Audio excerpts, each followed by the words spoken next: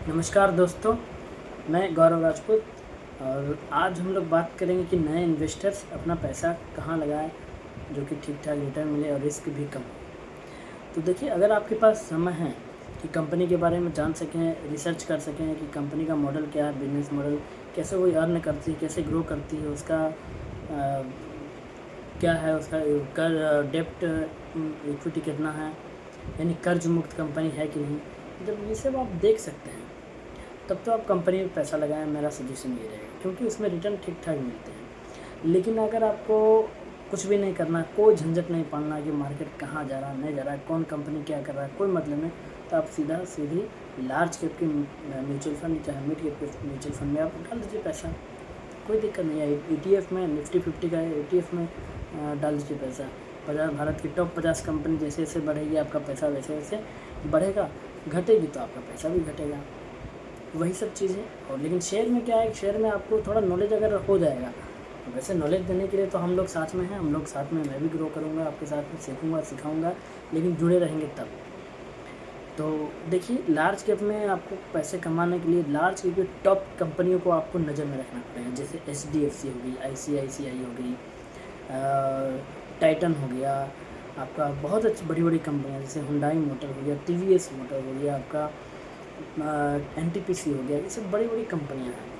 तो इस सब कंपनी को नज़र में अगर आप रखेंगे तो आप एक चीज़ गौर करिए कि जितने भी लार्ज कंपनियां हैं ना, वो अपने हाई से ज़्यादा, जो अच्छी चल रही है, जो कंपनी अच्छा ग्रो कर रही है, वो अपने हाई से ज़्यादा नीचे नहीं रहते कभी भी। 10 से 12% जैसे ही आता है आप उसमें बाय कर सकते हैं। अगर मान के चलिए 12% डाउन हुआ और आपने बाय किया और फिर भी वो नीचे जा रहा, तो उसके बारे में पढ़िए कि क्या आखिर नीचे गया है। तो अगर मार्केट का सेंटीमेंट डाउन ट्रेंड है तब नीचे गया, तब तो उसको अच्छा है और भी एवरेज कर सकते हैं, आप क्वांटिटी में बाय कर सकते हैं और आपको नीचे से ख़रीदने का मौका मिल जाएगा। लेकिन अगर उस न्यूज़ में कोई ख़राब पोजीशन है, उस शेयर में कुछ ख़राब ऐसा है कंपनी में, तब फिर आपके लिए डर का चीज़ है। तो यही आपको उसमें थोड़ा अच्छे से कंपनी के बारे में चौकन्ना रहना पड़ेगा, कब क्या कर रही है, तब तो आप इसमें लार्ज कैप में पैसे लगाइए और कमाइए। जैसे मैंने अभी देखे TVS मोटर, उसमें मैंने मार्च के लास्ट में पैसे लगाए थे, तो ज़्यादा मैंने शेयर नहीं खरीदा था। मैं इसलिए ज़्यादा शेयर एक बार में नहीं खरीदता हूँ कि मान के चलिए जो हमने सोचा वो नहीं हुआ, तो इसको एवरेज करने के लिए पैसा होना चाहिए। तो मैंने 10 शेयर खरीदे थे मात्र TVS मोटर के, जो 2476 रुपये का रेट था उसका। 10 शेयर खरीदे थे मैंने। 10 शेयर खरीदे मैंने तो 2476 के हिसाब से 24,000 का हो गया हमको, 24,700 कुछ रुपये का मेरा शेयर हो गया। तो जब 24,000 का हो गया, 24,076 रुपये का, 24,700 का कुछ हो गया, तो मैंने क्या किया कि पैसे लगा दिए। उसके बाद मैंने देखा कि वो 2-4-5 दिन उस रेट पे रहा भी, कुछ ऊपर गया नीचे आया, लेकिन उसके बाद मार्केट का सेंटीमेंट ख़राब हुआ, मतलब ख़राब हुआ, डाउन ट्रेंड में निफ्टी गिरने लगा। तो निफ्टी जब डाउन ट्रेंड में गिरेगा तो बड़ी बड़ी कंपनियां भी गिरती हैं, इतनी नहीं गिरेंगी लेकिन गिरेंगी कुछ ना कुछ। तो मेरा शेयर आ गया था TVS मोटर का गिरते गिरते 2200 के लेवल के हिसाब से, 1180। मैंने वहाँ फिर सर्च किया कि क्या कंपनी में ख़राबी या मार्केट के सेंटीमेंट की वजह से ही गिर रहा है। तो पता चला company grow year by year grow कर रही है, कंपनी का रिजल्ट भी अच्छा आया है, तिमाही का क्वार्टरली रिजल्ट भी अच्छा है। तब मैंने देखा कि कंपनी कहीं कोई दिक्कत नहीं है, इसमें अगर मार्केट सुधार आएगा कि कंपनी भागेगी। तो मैंने फिर एवरेज किया 10 शेयर। तो अब मेरा टोटल इन्वेस्टमेंट लगभग उसमें हो गया था 24 और 22 के लमसम 46,000 के लमसम, 46,000 के लमसम उसमें इन्वेस्ट हो गया।